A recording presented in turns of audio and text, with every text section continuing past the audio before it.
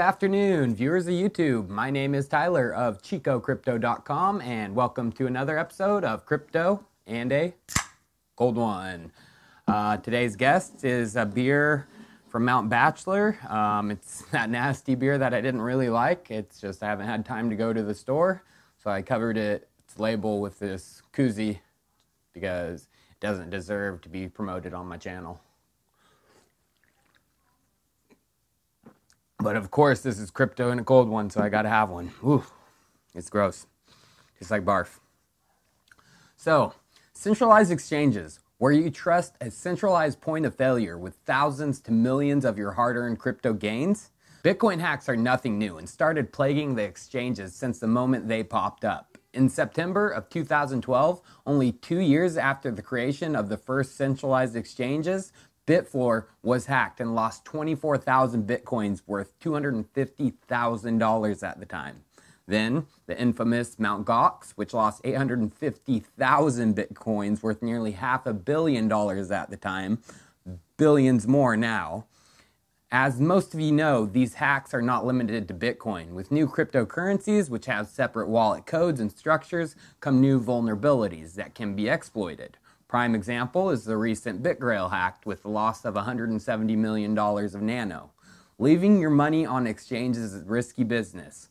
Luckily, decentralized exchanges are here to save the day. With decentralized exchanges, you are in control of your funds. There is no risk of getting it stolen through a central point of failure. Now, decentralized exchanges also create global order books. They are borderless and they can serve anyone from any country.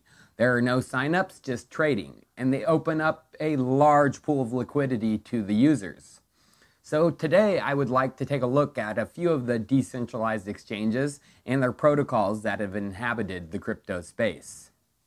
First, let's take a look at ZRX. ZRX is not a decentralized exchange, but an open protocol that allows token-to-token trading on decentralized exchanges and relayers. It's open source and anyone can use it. It is initially being built for the trading of ERC20 tokens, but is working on building integration with other blockchains in the future. ZRX is to be used by other projects as back-end transaction protocols. ZRX uses a hybrid type of implementation. Their model can be described as an off-chain order relay with on-chain settlement. The steps of a transaction with ZRX are as follows. Number 1, a maker cryptographically signs orders. Number 2, makers off-chain broadcast orders themselves or through a relay. Number 3, a counterparty accepts the order and injects it into a smart contract to execute. And number 4, finally, the decentralized exchange processes the exchange on the blockchain. For the ZRX protocol to be completely functional, there needs to be exchanges built in to fill the liquidity. Exchanges that are built with the ZRX protocol become relayers. As of right now, there are 11 exchanges using the protocol, including FNX, Radar Relay, and the OceanX. Good news for ZRX holders because the coin just got added to BitREX.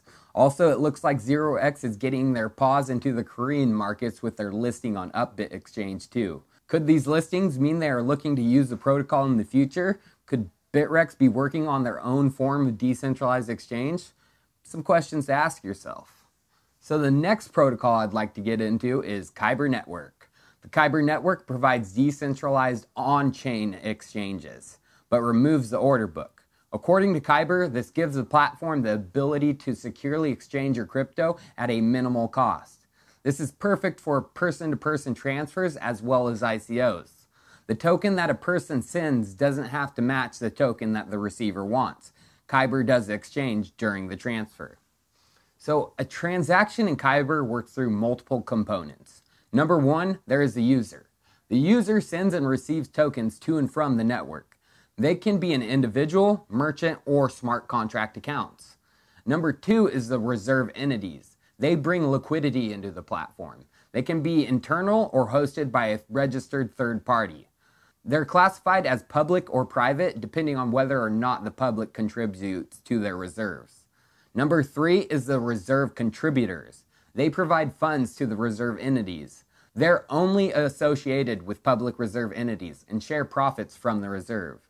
Number 4 is the reserve manager. They maintain the reserve, calculate exchange rates, and enter them into the network. Number 5 is the Kyber Network operators. They add or remove reserve entities as well as control which tokens are listed. Initially, Khyber will play this role, but eventually decentralized governance will take over this role. Number 6 is the Kyber Dynamic Reserve Pool. This is just all the reserve entities in one pool, and this is how the network maintains liquidity. Having multiple entities helps prevent the monopolization and keeps the exchange rates competitive.